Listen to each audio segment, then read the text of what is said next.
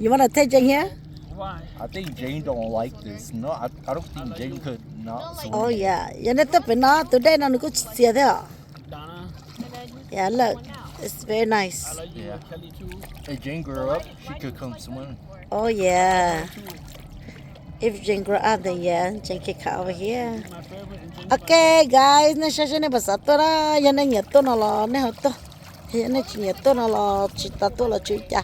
Giờ ấy ở liền, bé mà cho chó xong mà ở bên xong tim mà bé nhớ một bé lết thả hồi rồi, chỉ phải đa đê chứ chỉ có phải đa đê nó chỉ có một ít nu nó chỉ có xỉa đó tập bắt đê à, tại chỉ có tôi là chỉ cho chế đê đê rồi, chỉ có chúng học chế ít mò, chỉ học ít mò cho nó chế lý ốp bùa rồi lại họ, cho họ bé cho họ thực kỳ sau này rồi.